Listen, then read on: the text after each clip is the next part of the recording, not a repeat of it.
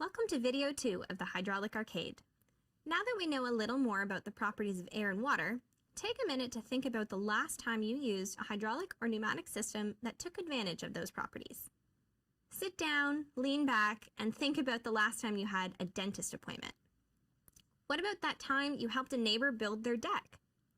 We use pneumatic and hydraulic systems every day, but while we know that gases are compressible and liquids are not, why does one system work better for a given job than the other? How can you know whether the vehicle that you're going to make for the go-karting track should be hydraulic or pneumatic? What information do you need to have before choosing? Let's take a peek at a couple of the games that already exist in our arcade before trying to choose between the two types of systems. While watching this part of the video, it might be helpful to have some pneumatic and hydraulic analogs that you can experience while making observations about our amazing games.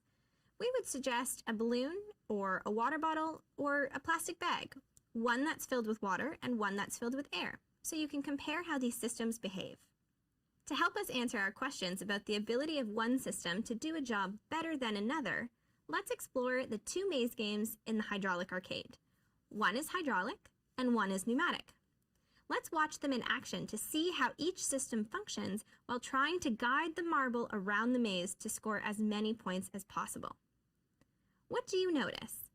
Try squeezing a balloon, or a plastic bag or your water bottle, with air versus water. What is happening and why? How is this related to what's going on in the maze games?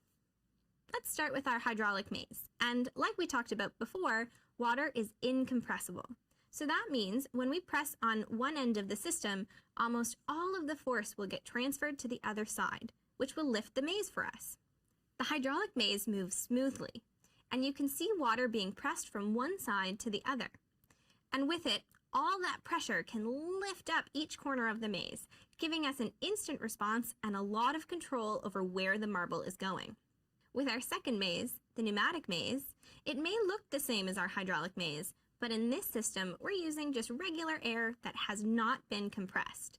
So what we have to do is compress the air until the pressure builds up enough to move the maze. So as you can see, it's a little bit more difficult to control the movement of the marble through the pneumatic maze. The response is a little bit delayed as we compress the air, and then the movement is much quicker, making it very hard to control. In the case of our mazes, a hydraulic system offered much more control, faster movements that were more powerful but also smooth, making it a more efficient system for maze building than the pneumatic one.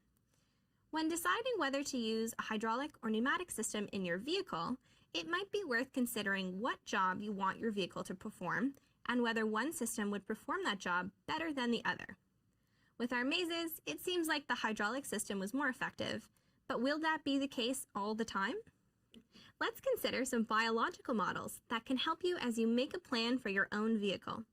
To see the biological examples, watch Exploration 2, Body Systems, on video 3.